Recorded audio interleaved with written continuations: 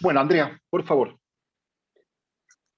Bueno, bienvenidos a todos y a todas a las 23ª jornadas Mercosur-Unión Europea. Estas jornadas que dieron sus comienzos con la propia Cátedra de Derecho de Integración de la Universidad de Buenos Aires y que posteriormente han sido desarrolladas por la Cátedra Jean Monnet de la Unión Europea y desde hace unos años por el Centro de Excelencia Jean Monnet en Derechos Humanos e Integración Regional. Para la Facultad de Derecho es un placer contar hoy con la presencia del señor embajador de la Unión Europea, una buena tradición que venimos desarrollando con los embajadores que lo han antecedido en esa función, y la verdad es que siempre es grato tener ese vínculo con la embajada y tener la presencia de tan distinguidas personas en el ámbito de nuestra facultad. Hoy, sin más, la convocatoria se va a desarrollar sobre un tema de especial importancia, como es la agenda de la integración regional entre la pospandemia y la guerra en Ucrania. Para eso nos acompaña el señor embajador, como decía, de la Unión Europea, el doctor Amador Sánchez Rico, que es abogado de la Universidad del País Vasco y por la Universidad de Montpellier. Tiene una maestría en Derecho Internacional y Europeo de la Universidad Católica de Lovaina. Ha sido funcionario del Servicio Europeo de Acción Exterior de la Unión Europea. Ha cumplido funciones en México como parte de sus funciones. Ha sido consejero también político de la Embajada de la Unión Europea ante Naciones Unidas y ha sido portavoz de la vicepresidencia de la Comisión Europea y ha formado parte de lo que es el Servicio Europeo de Acción Exterior en el área de Derechos Humanos en Bruselas. Habiendo hecho esta sucinta presentación del señor embajador, nos acompaña el doctor titular de las cátedras de Derecho de la Integración y Derechos Humanos, el doctor Carlos Giropisolo, docente de la Facultad de Derecho, y hoy esta convocatoria reviste tal importancia debido a que el conflicto en Ucrania es el último de una serie de acontecimientos traumáticos que se han venido suscitando, como la crisis financiera que podemos tener desde el 2008, guerras comerciales que se han ido desatando en la pasada guerra, la pandemia del COVID, que van a influir, que van a alterar, que van a influenciar sin más los procesos de globalización. Y dentro de esto, los procesos de integración regional no quedan al margen de esto y dan pie a reanudar los debates sobre cómo continuarán estos procesos de integración, cuál va a ser la forma en la cual se presentarán, y es este el tema que hoy nos convoca. Parece que es algo surrealista en el siglo XXI ser testigos y estar debatiendo o estar analizando el impacto que la invasión de Rusia a Ucrania ha tenido, y se entiende como un retroceso en el tiempo que impacta de lleno en múltiples factores que van a incidir de lleno en lo que es la dinámica propia de los países individualmente considerados y también de la integración regional en su conjunto. Y es por ello que hoy tenemos la presencia de las dos personalidades que nos acompañan, y sin más le damos la palabra al doctor Carlos Giropisolo. Muchas gracias, Andrea, por la presentación de la jornada. De vuelta, bienvenido, señor embajador, queridos colegas, amigos de toda América Latina. Tenemos una concurrida presencia hoy aquí. Quiero nombrarlos para no dejar afuera a ninguno. Tenemos representantes además de la Argentina, de Bolivia, de Brasil, de Colombia, Costa Rica, Ecuador, El Salvador, amigos de España que nos están viendo, Guatemala, México, Paraguay, Perú, Uruguay y Venezuela. A todos ellos, gracias, bienvenidos, bienvenidas. Les comentamos también que cualquier inquietud o pregunta que quieran hacer referidas al tema de esta jornada la pueden hacer vía chat. Así que agradecemos también su participación. Yo voy a hacer una pequeña introducción antes de cederle la palabra al embajador respecto al contexto en que desarrollamos esta jornada como un espacio abierto al debate de cuestiones contemporáneas, de cuestiones que afectan el día a día de nuestras actividades. Quizás somos testigos, como escribió Borges, en Suerte o en Desgracia, de el acontecer de los hechos en menos de una década que han tenido un enorme impacto global en la vida de todos nosotros, de la comunidad en su conjunto, de la comunidad global. Antes de ello hablábamos de la globalización como un hecho central que condicionaba el resto de los sucesos que iban apareciendo vinculados a la apertura de los procesos de integración, de la universalización de los derechos humanos, de la gobernanza económica mundial. Lo cierto es que en menos de una década hemos asistido a dos acontecimientos, de mucho menos que una década, de un fuerte impacto global, equiparable quizás al impacto de la globalización, que como ustedes saben, llevó a algo más que una década de desarrollar. Me estoy refiriendo a la pandemia, que nos parece ya lejos en el tiempo, pero esta referencia es necesaria porque se supone que estamos transitando la post-pandemia con todo lo que eso implica para nuestros procesos de integración, tanto para el Mercosur como para la Unión Europea. Y el otro hecho es la invasión rusa a un Estado soberano como Ucrania,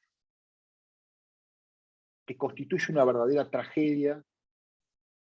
Creíamos, aquellos que creemos en la paz, somos fervientes admiradores de la integración europea como garantía de la paz, jamás pensamos que volveríamos a revivir esas imágenes del horror y la tragedia de la invasión que genera la invasión rusa en Ucrania. Tenemos entonces dos hechos de impacto global que atacan directamente la dinámica de nuestro proceso de integración. Tendremos que estar pensando la reconstrucción de nuestras economías, deberíamos estar pensando en hechos que conduzcan a superar la pospandemia y sin embargo estamos pensando en cómo afrontar una tragedia, una guerra más de la humanidad. El Mercosur logró acuerdos básicos durante la pandemia, no al nivel de la Unión Europea, pero ello quizás permitió un desarrollo y una negociación conjunta en temas centrales, sobre todo vinculados al flujo de personas. A diferencia de la Unión Europea, no se planteó una negociación colectiva en cuanto a la compra de vacunas, pero sí se desarrolló un foro, más allá de las diferencias políticas nacionales, un foro de discusión respecto de cómo salir de la pandemia. Y en eso estábamos. La invasión rusa a Ucrania cambia todo el escenario que de hecho ya había cambiado por la pandemia. Y deja en evidencia algunas cuestiones que afectan directamente a la Unión Europea y que nos afectan a nosotros en el Mercosur.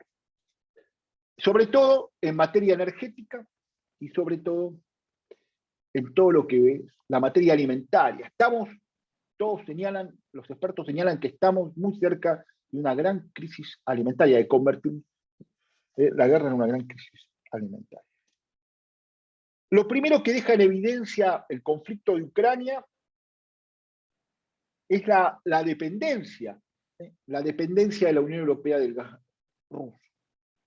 Entonces, primera inquietud que nosotros planteamos, ¿faltó una visión geopolítica en su momento? Me gustaría citar algunas cifras que el diario español El País, en su edición dominical, proporciona para ver cuáles son las dimensiones del conflicto y cómo impactan en nosotros.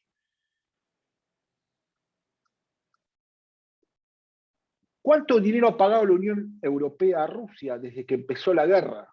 Se pregunta el diario El País. Y cifra el monto en 50.000 millones de euros. ¿Cuánto gas importa la Unión Europea? El 90% del gas que consume cada año. El 45% pertenece a Rusia. Son entre 155.000 millones de metros cúbicos que hacen un total de 390.000 millones de euros.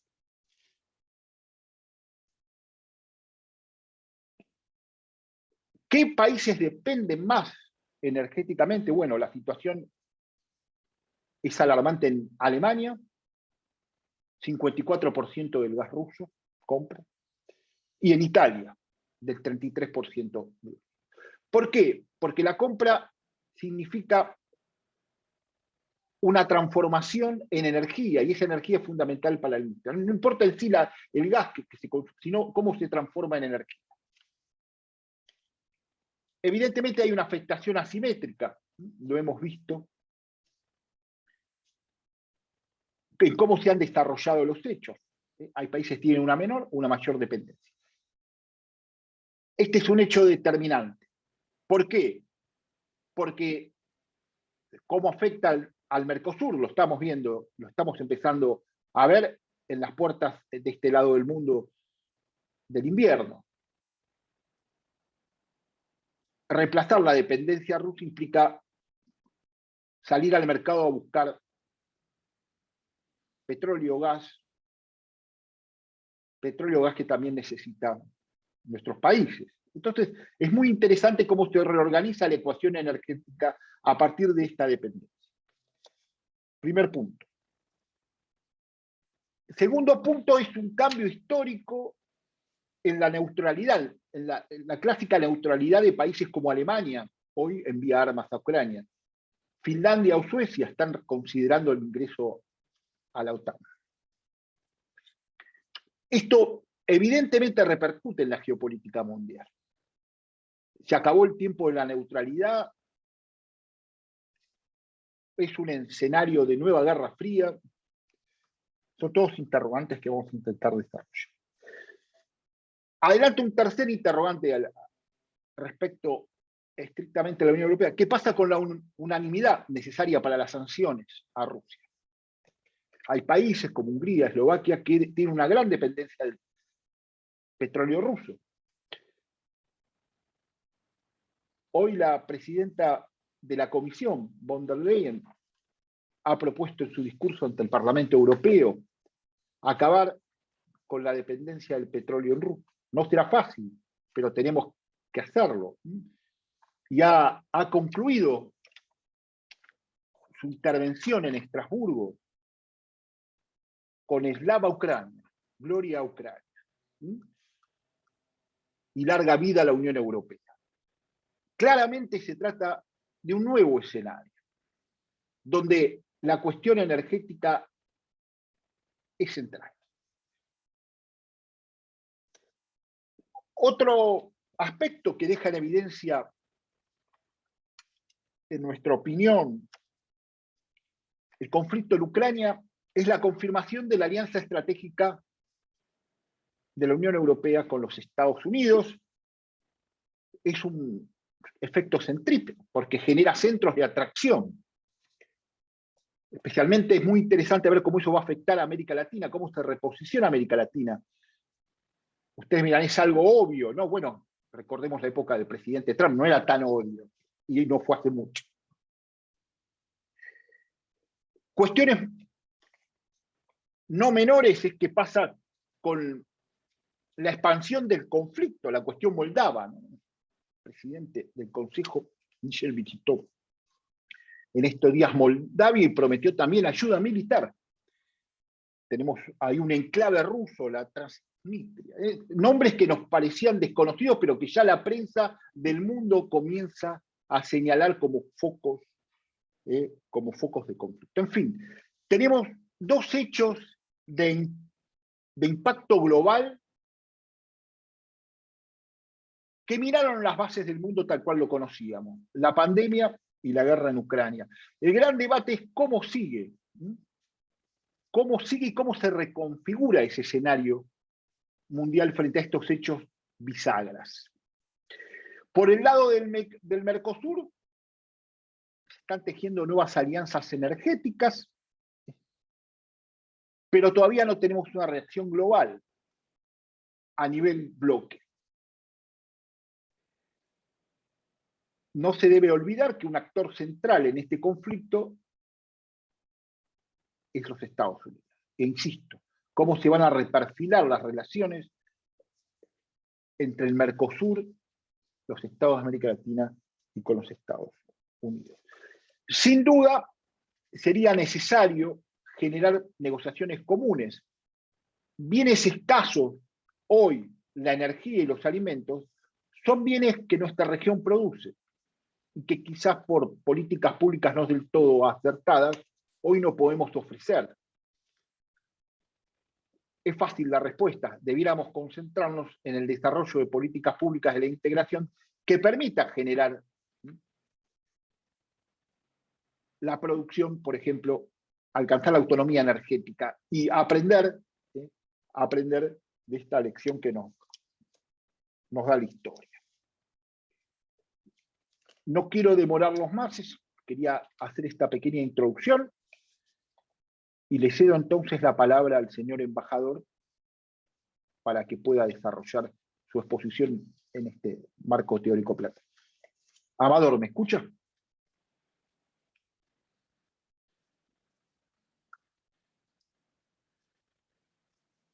A ver, lo vamos a... Sí.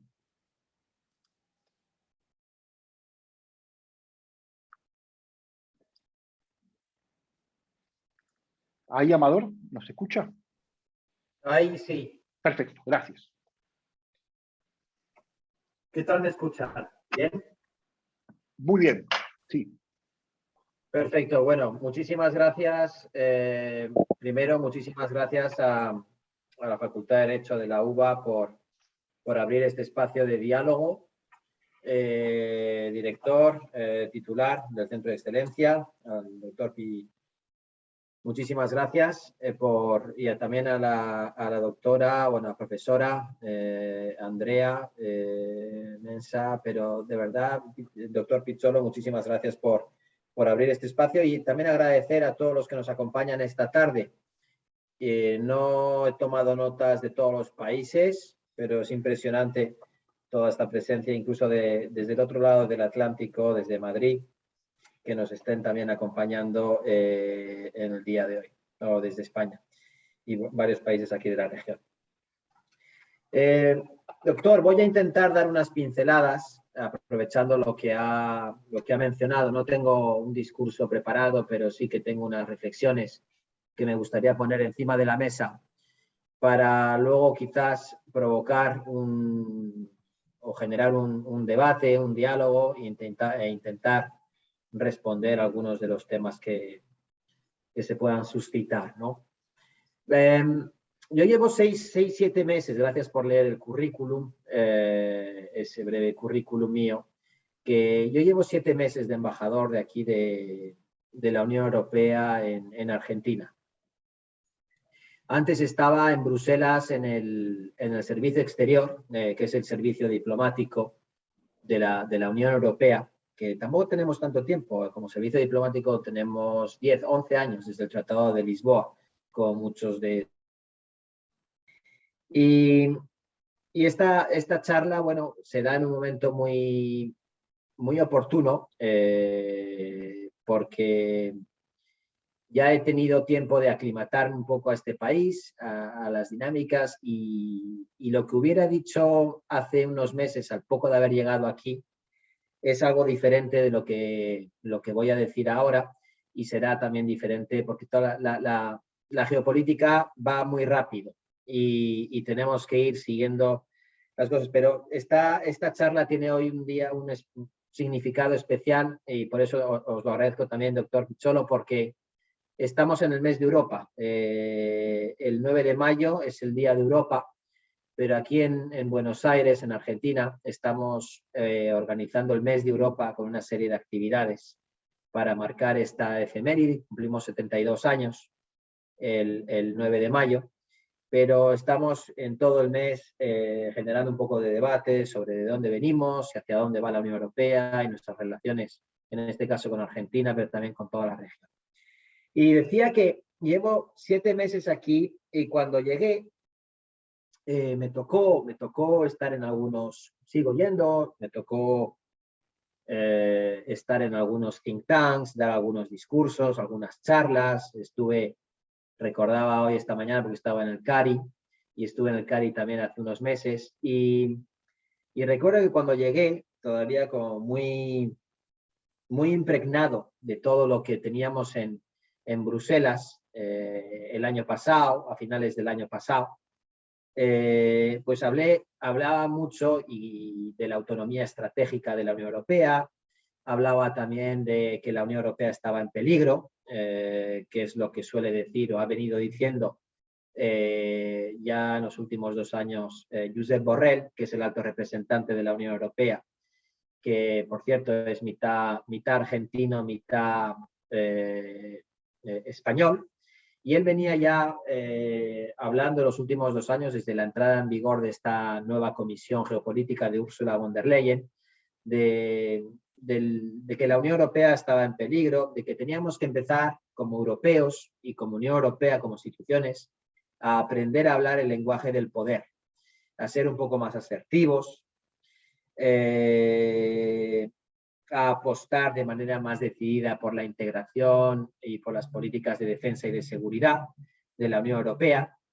En fin, el tema de la unanimidad en materia de política exterior, que es un freno, es un obstáculo a la hora de integrarse en materia, por ejemplo, de defensa y de seguridad.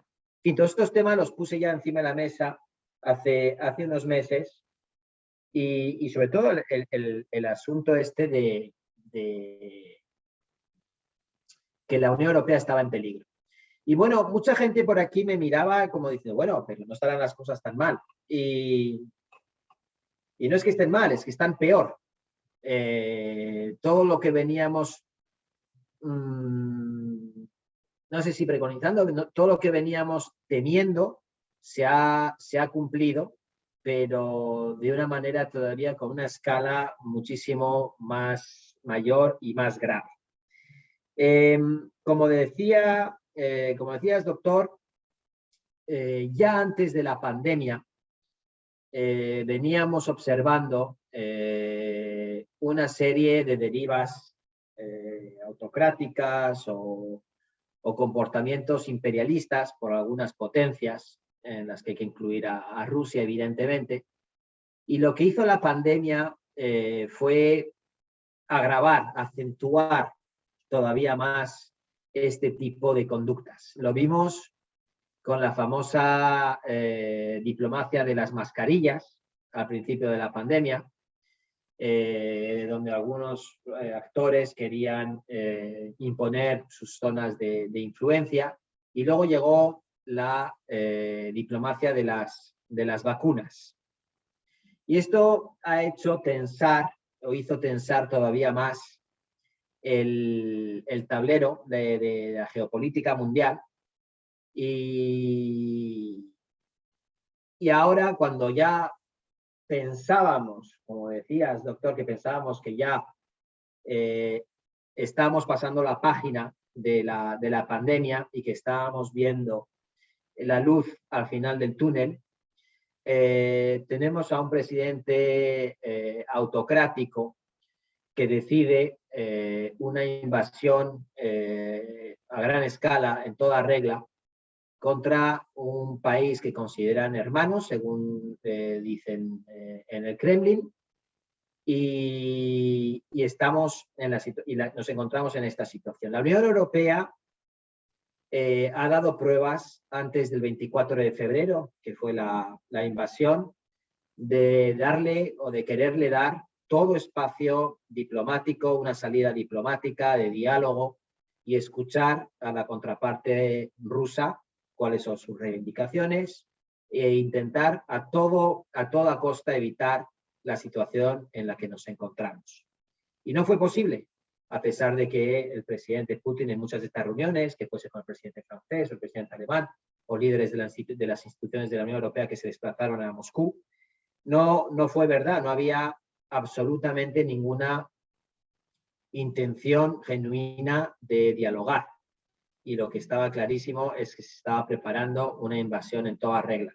Una invasión que no es una operación especial, como nos quiere decir o nos sigue diciendo el Kremlin, ni una operación de desmilitarización de una zona de Ucrania, ni tampoco es una operación de desnazificación. Eso nos parece de un gran cinismo. A ver, una operación especial no es eso. Esto es una invasión que se ha dado por el este, por el norte, por el sur e incluso a 20 kilómetros de Polonia. Es decir, en todo el territorio de Ucrania. Y el presidente de Ucrania tiene origen judío. Así que decir que eso es una operación de desnazificación es de una gran falsedad. Y esto es simplemente para intentar, y la maquinaria de propaganda rusa intentando vender otra historia a su propia población, que no tienen derecho a consumir información, no están en medida de consumir información veraz, porque la maquinaria propagandística o de propaganda del Kremlin está a todo gas, vendiendo otra historia a su propia ciudadanía. Esta es la situación en la que nos encontramos. Como bien dice director o doctor, es inverosímil que estemos en el siglo XXI en esta situación. Decía que estamos festejando o celebrando o marcando en unos días, el 9 de mayo, el 72 aniversario del nacimiento de la Unión Europea. La Unión Europea nace en el 1950 con la Declaración de Schuman, después de las cenizas de la Segunda Guerra Mundial. Y esto es el pacto que hay entre Francia y Alemania, que son los que estuvieron en el origen de la Primera y de la Segunda Guerra Mundial, para no volverse a hacer la guerra, cuando deciden poner en común el carbón y el acero. Desde entonces llevamos 72 años sin guerra entre europeos, entre países de la Unión Europea, de lo que es hoy la Unión Europea. Eran 6 países en aquel entonces, somos 27 ahora, y llevamos el periodo de nuestra historia dentro de estos países más largo sin guerra. Ahora es impensable, y lo digo claramente, que pueda haber una guerra dentro de la Unión Europea. Pero estamos con una guerra en nuestras fronteras. Estamos en una guerra que ha decidido el presidente Putin, es una guerra de elección, es su decisión y solo es él el que es capaz, el que puede acabar con esta barbarie. Entonces, lo que estamos haciendo desde entonces, como insisto, he dicho que intentamos a toda costa evitar esta situación. Desde el 24 de febrero, lo que hemos venido trabajando ha sido en varios frentes. Uno es el frente evidentemente diplomático, y el frente diplomático es aislar al presidente Putin, al Kremlin, a su entramado en instancias internacionales, como es la Asamblea General de Naciones Unidas. Esto evidentemente hubiese sido un tema que se debería haber tratado en el Consejo de Seguridad de Naciones Unidas, que es el órgano supremo para garantizar la paz y la seguridad del orden internacional. Evidentemente, con el veto de Rusia ha sido imposible y es poco probable que el Consejo de Seguridad vaya a poder mover ficha en este. Está totalmente paralizado, ya lleva años paralizado. En este caso ya es más flagrante porque es un propio miembro permanente del Consejo de Seguridad y segunda o tercera potencia mundial nuclear, que está poniendo en jaque todo el orden internacional basado en reglas como lo conocemos, que es la arquitectura de Naciones Unidas. Entonces es la primera vez que ocurre esto y está dando también pruebas el Consejo de Seguridad o esta arquitectura internacional de sus límites a la hora de poner freno, de detener esta barbarie. Entonces, pero volviendo a lo que está haciendo la Unión Europea, pues evidentemente estamos en el frente multilateral, internacional, y aislando, ha habido solo hay 4 países en el mundo que han apoyado o que han votado a favor de Rusia en la Asamblea General de Naciones Unidas en las 2 primeras resoluciones que se aprobaron de condena a Rusia. Entonces queda clarísimo esto. Segundo, la Unión Europea está dando pruebas de unidad, de cohesión, de fortaleza.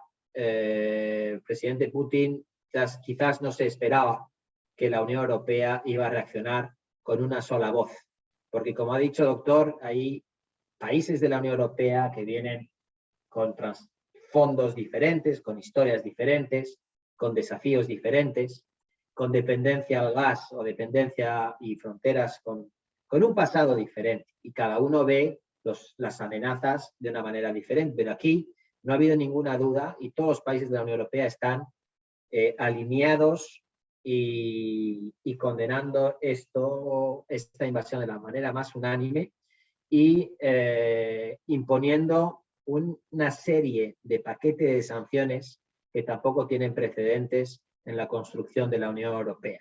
Y aquí también había muchísimas dudas de que se iba a aprobar el primer paquete, el segundo, que no se iba a incluir el SWIFT. Bueno, pues estamos ya discutiendo el 6º paquete de medidas sancionadoras contra el régimen de Putin. No estamos en guerra con Ucrania, no estamos para nada en guerra con la población rusa y nuestras medidas no van en contra de la población rusa. Lo único que pretenden es utilizar nuestro poder coercitivo para intentar cambiar, alterar una actitud que es la de una invasión e intentar ayudar a reducir el poder ruso, en este caso, para continuar y alimentar esta guerra contra un país soberano, democrático, como es Ucrania, en esta invasión que no es para nada provocada por Ucrania. Tercero, seguimos trabajando de la mano con nuestros socios internacionales, como es el G7, como es Estados Unidos, y lo que ha conseguido también aquí Putin es afianzar, fortalecer todavía más los lazos transatlánticos de la Unión Europea con Estados Unidos y despertar un sentimiento antirruso en Ucrania. Eso es lo que está consiguiendo, digo yo, sin querer. Volviendo al tema de las sanciones, lo ha mencionado el doctor, evidentemente no es fácil. Estamos ya con el 6º paquete. Muchos esperaban que a lo mejor no íbamos a ser capaces de llegar, esto no tiene precedente. Y ya en el 5º paquete el objetivo era el carbón ruso, las importaciones de carbón ruso. Ahora estamos ya en el 6º que vamos al petróleo ruso. Y como bien dice, no aprendimos del pasado. Es decir, ya hubo en el 2014 una invasión, una anexión ilegal de toda la zona y todo lo que es la península de Crimea por parte del presidente Putin. Y en ese momento ya empezamos, como Unión Europea, a decir que íbamos a comenzar la reducción y a cortar el cordón umbilical de toda nuestra dependencia de gas y de petróleo y de las energías fósiles por parte de Rusia. Y no solo no fuimos capaces de hacerlo, sino que incluso desde hace 8 años hemos seguido aumentando esta importación. Entonces yo creo que ahora queda clarísimo y ya hemos empezado toda esta reducción. El objetivo es de aquí a final de año, reducir unas 2/3 partes de esta importación y de gas y de petróleo, y seguir imponiendo sanciones a todo el conglomerado jurídico, legal, financiero del Kremlin. Entonces, decir que la Unión Europea viene ya tiene 72 años y se ha venido construyendo paso a paso, o l'Europe des petits pas, como decían Monnet, como decían Schuman. Schuman dijo, como no hicimos Europa, nos hicimos la guerra. Pues hagamos Europa para no hacernos la guerra. Pero claro, aquí estamos hablando de una guerra que está en las fronteras estes de la Unión Europea. Lo que ha conseguido el presidente Putin en poco tiempo ha sido, uno, fortalecer lo que es la integración de la Unión Europea en materia de seguridad y de defensa. Lo que no habíamos sido capaces de hacer en los últimos 70, 50, 30 años, se está consiguiendo en estas semanas.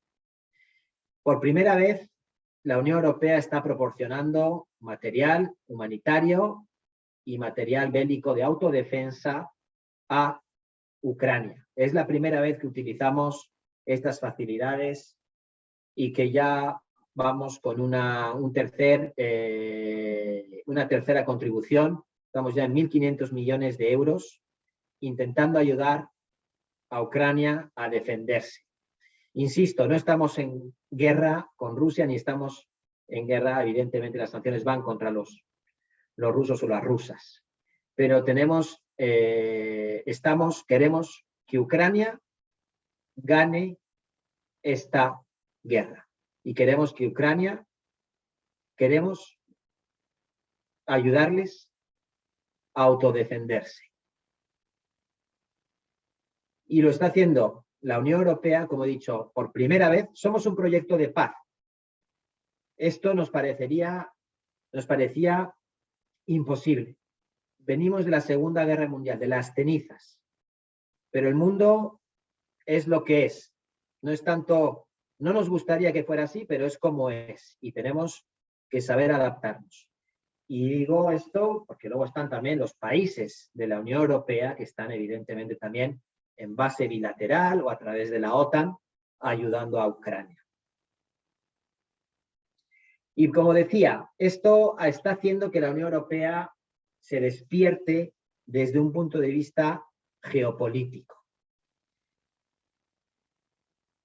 Y menciono, como he dicho, los 1.500 millones de euros que estamos ayudando a Ucrania con material de autodefensa. Y segundo, lo que se ha conseguido también el presidente Putin es redefinir el orden geopolítico a nivel mundial. He mencionado las dos resoluciones de la Asamblea General de Naciones Unidas, donde hay unos 4 países que apoyan y todo el resto, bueno, hay algunas abstenciones, pero hay 141 países que lo condenan de la manera más enérgica esta invasión. Y nos deja muy claro este voto en la Asamblea General, este nuevo tablero internacional, quién está del lado de quién o quién está del lado de qué. Y no es tanto hablar de quién está del lado de Estados Unidos o quién está del lado de Rusia o quién está del lado de Ucrania. Ni tampoco, bueno, evidentemente, tampoco es quién está del lado del agredido o quién está del lado del agresor, que hay que estar aquí, en este caso, del lado del agredido. Pero es más, quién está del lado de un orden internacional basado en normas, en reglas, o quién está del lado de la ley de la jungla y de la ley del más fuerte. Y esto es lo que nos deja estos votos y nos deja muy claro quiénes estamos del lado del orden internacional basado en reglas. Y aquí es donde vengo a América Latina, que en estos votos, en la Asamblea General y en estas últimas semanas, América Latina, la mayoría de todos los países, no hay ningún país que haya votado a favor de Rusia. América Latina está del buen lado de la historia. Insisto, no estoy hablando del lado de Estados Unidos o del lado de Europa o del lado de Rusia. Estamos hablando del lado de un orden internacional basado en reglas y en normas. Y Argentina, donde estoy como embajador, pues Argentina tiene además una responsabilidad, o está en este año, ostenta la presidencia del Consejo de Derechos Humanos en Ginebra. Es una responsabilidad añadida.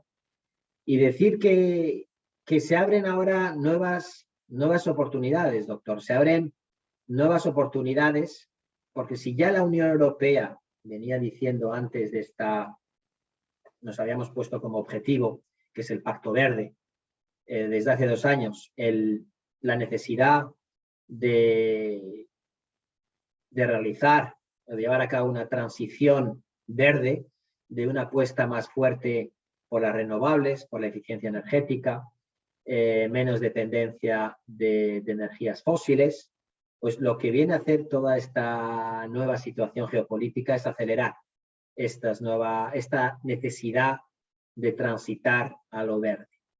Y qué duda cabe que esta región, América Latina y Argentina, y Chile, por ejemplo, pero Argentina ofrece un gran potencial. Un gran potencial a la hora de invertir en hidrógeno verde, de invertir en litio, es decir, invertir en fuentes de energía renovables y con socios fiables con los que ya nos une una gran tradición y mucho pasado en común, pero que nos tiene también que unir un futuro más próspero, más inclusivo, más respetuoso de los derechos humanos, el tema de género, y más verde y más digital. Y que en este sentido tenemos pendiente el acuerdo Unión Europea-Mercosur. Lleva 20 años en negociación, incluso más, y pensamos que ahora es un clima favorable. Hay un clima favorable para seguir adelante. Es decir, la parte de Mercosur comercial se firmó en el 2019, la parte política y cooperación en el 2020. Todavía está por ratificarse este acuerdo a nivel de la Unión Europea. Bueno, pues con esta nueva radiografía, con esta nueva geopolítica mundial, consideramos que tenemos los ingredientes necesarios para apostar en los próximos meses a un fortalecimiento de nuestras relaciones Unión Europea-América Latina, que llevan desde los últimos 20 años un poco, no abandonadas, pero nos estamos sin querer distanciando. Damos por hecho de que tenemos muy buenas relaciones, pero no debemos dormirnos en los laureles. Hay mucho que hacer y el acuerdo Unión Europea-Mercosur, como también están otros acuerdos, el de Chile o el de México, pues qué duda cabe que serían elementos muy importantes para, como decía, fortalecer esta relación estratégica entre la Unión Europea y América Latina. Así que si alguien de los que nos oyen, director, o si alguien de los que nos están acompañando hoy y alguien quiere saber más y se quiere sumar a esta agenda, pues aquí estamos. La Embajada de la Unión Europea está aquí abierta para sugerencias, para debates y para llevar la relación Unión Europea-Argentina al nivel donde creo, o muchos creemos, que se merece estar. Así que muchísimas gracias por la atención. Embajador, gracias por esta intervención comprometida, para nada neutra. Hemos escuchado a alguien que representa un proyecto que defiende las banderas del Estado de Derecho internacional, del orden público internacional, a partir del cual se construye el orden jurídico mundial, ¿no? Con las Naciones Unidas en el centro. Eso está puesto en debate, sería una pregunta recurrente. El conflicto Rusia-Ucrania pone en el centro del debate el orden mundial surgido en la última guerra, con Naciones Unidas en el centro. Una cuestión. Segunda cuestión, si me permite, le voy diciendo las distintas inquietudes que se han ido trasladando. Ruego usted me disculpe, pero he notado en sus palabras ciertos sesgos de autocrítica respecto a la actitud y a la relación de la Unión Europea con Rusia después de la anexión ilegal para el derecho internacional de la península de Crimea. No lo quiero comprometer, esto lo digo yo, y sobre todo hoy se cuestiona muchísimo, particularmente la relación de Alemania y la construcción de estos famosos gasoductos, aún en contra de sus socios de la Unión Europea.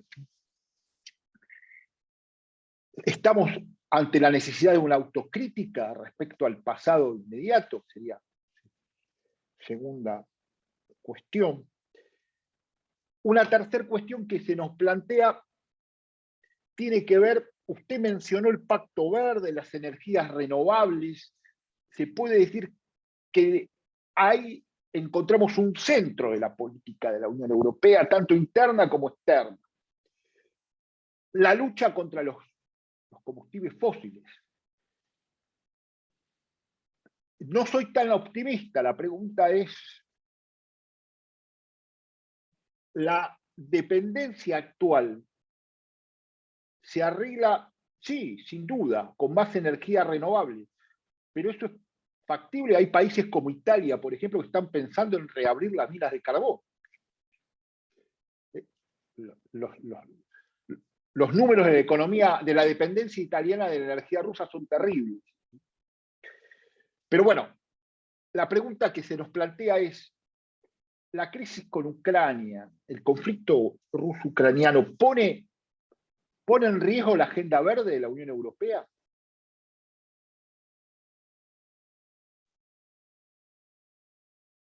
Y el cuarto bloque temático,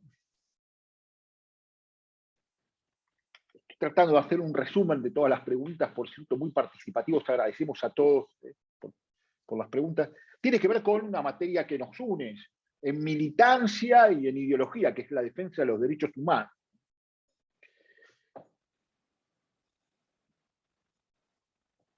Todos sabemos que Rusia tenía una relación cuanto menos conflictiva con el Tribunal Europeo de Derechos Humanos, que constantemente a través de sus sentencias nos advertía sobre las derivas autoritarias en Rusia. A modo de ejemplo, los límites a la libertad de expresión o la persecución a las minorías sexuales, al grupo LGTBI, por ejemplo, que son notorias. No quiero recordar aquí declaraciones homofóbicas de jerarcas rusos. Bueno, todo eso se nos advertía desde el sistema europeo, que por cierto, Rusia ha dicho que va a abandonar el sistema europeo bajo el Convenio Europeo de Derechos Humanos. O sea, se alejaría del control externo, del control de convencionalidad que le proponía el Tribunal Europeo de Derechos Humanos. No fueron, la pregunta concreta, ¿no fueron tenidas en cuenta esas advertencias? Se prefirió optar por resolver la dependencia energética. En definitiva, estos son los interrogantes que se plantean, y acá aparece un último respecto a la Corte Penal Internacional, ¿verdad? Que La actuación de la Fiscalía de la Corte Penal Internacional, que la Unión Europea está apoyando, usted la ve factible también. Lo estoy bombardeando a preguntas, pero bueno, es importante, propio de un foro de debate. Bueno, embajador, le devuelvo la palabra. Gracias por tu participación.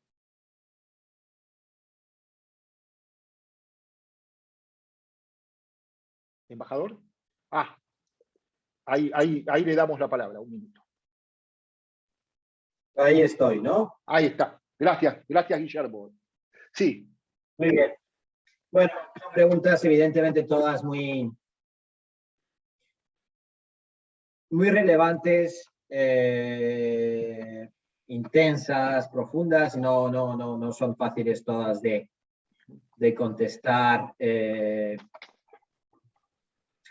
manera negra o blanca. Vamos a ver. Primero,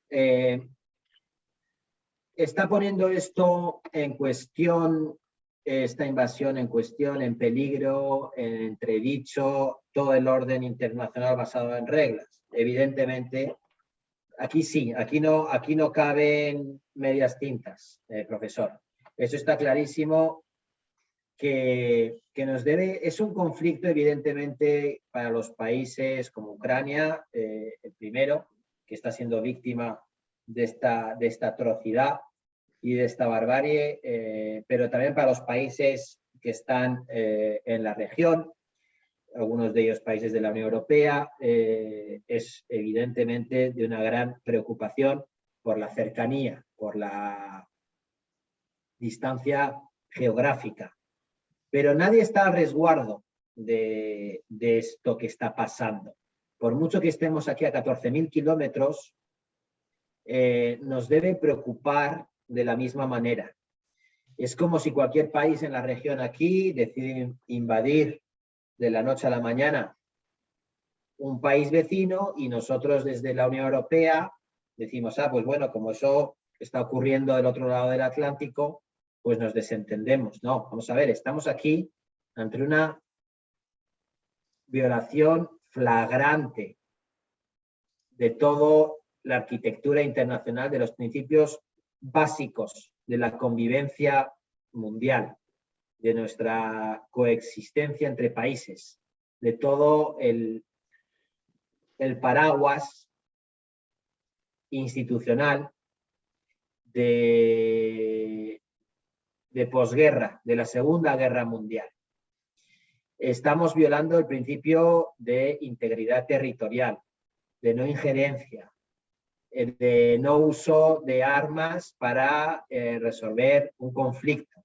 En fin, creo que es un abuso evidente, flagrante, y el hacer la vista gorda a esto o el decir que esto no va conmigo sería de una gran irresponsabilidad, de una gran insolidaridad y de un gran, diría yo, menosprecio de este orden internacional. Aquí nos jugamos mucho y el que se respete o no este orden, pues podrá crear o no precedentes para otro tipo de conductas y de derivas autoritarias como la que estamos viendo en este caso. Así que yo creo que aquí nos jugamos muchísimo a la hora de definir el futuro de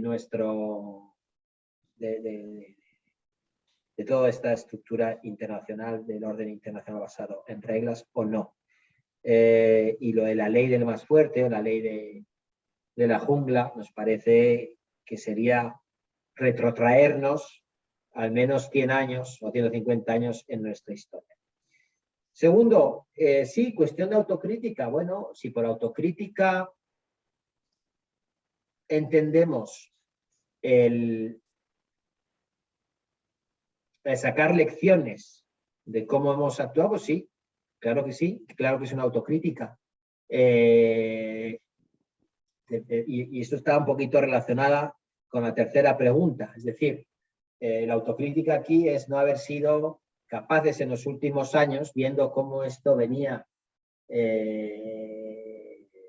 complicándose desde la anexión ilegal de Crimea, haber sido capaces de empezar a tomar cartas en el asunto y empezar a cortar el cordón umbilical que nos unía a Rusia en materia de suministro de energía, carbón, petróleo y gas.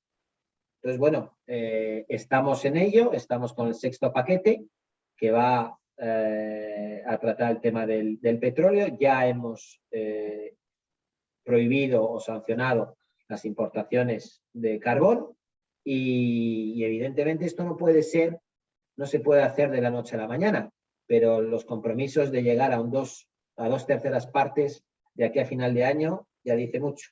Y Alemania está ahora firmemente comprometida por todo lo que estamos viendo, leyendo y todo lo que está ocurriendo en esta línea. Y para la transición, el Pacto Verde, esto pone, vamos a ver, no nos equivoquemos, las sanciones contra Rusia, contra el entramado del Kremlin, están dirigidas o tienen el objetivo de reducir este poder o esta capacidad dañina del Kremlin. Pero, doctor, si no, vamos a ver, estamos hablando de la segunda, tercera potencia militar nuclear.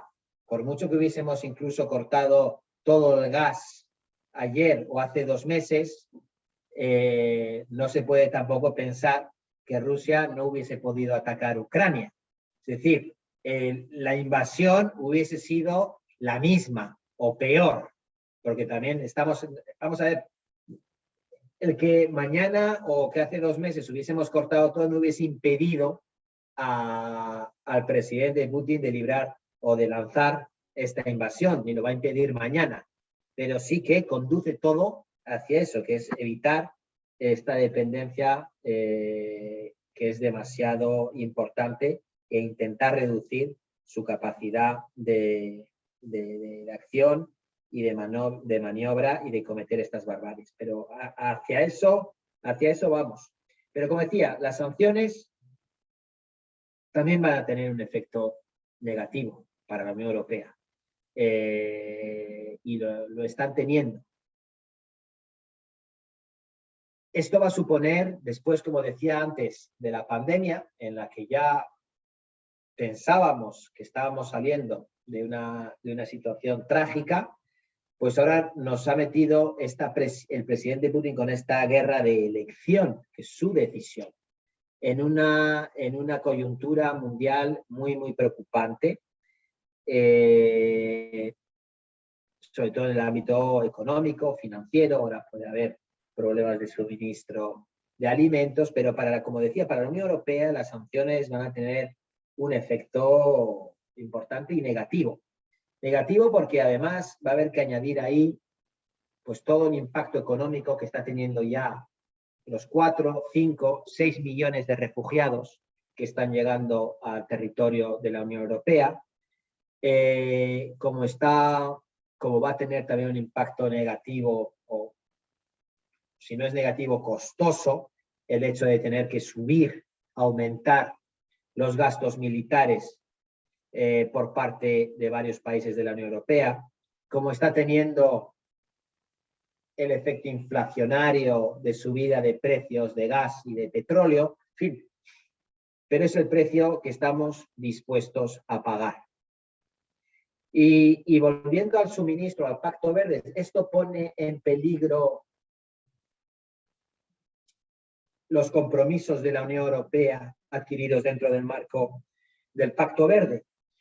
Bueno, pues es un poco difícil, yo creo, que contestar a esto, profesor, porque va a depender de muchas cosas. Va a depender también va a depender de los otros elementos a los que yo he hecho referencia antes, de la subida de precios, de la subida de los gastos militares, de la subida de precios de alimentos. Pero deja clara 2 cosas. Uno, que tenemos que diversificar nuestras fuentes de suministro. Y esto puede ser con países como Noruega, con países en el Ártico, con países de la cuenca mediterránea, con países como Estados Unidos. Ahí es donde hay un gran trabajo que hacer de diversificación de nuestras fuentes de energía fósil, por ejemplo. Y segundo, y también está Argentina en este caso, ¿no? Entre otros países. Aquí hay un yacimiento, como sabemos todos, muy importante. Y ahí, pues bueno, pues todavía hay mucho potencial. Y segundo, lo que tenemos que hacer es acelerar la transición. Es decir, aumentar la diversificación y acelerar la transición verde. Todo esto no se puede hacer de la noche a la mañana. Esto va a requerir unos plazos y en eso estamos trabajando. Estuvo el comisario Sinkevičius ayer aquí, justo en Buenos Aires, que es el comisario de medio ambiente, de océanos, de biodiversidad, y estuvo varios días, ha estado en la región, estuvo en Ushuaia y estuvo hablando en reuniones con las autoridades aquí para profundizar sobre todo este tema de transición verde y de diversificación de nuestras fuentes de energía.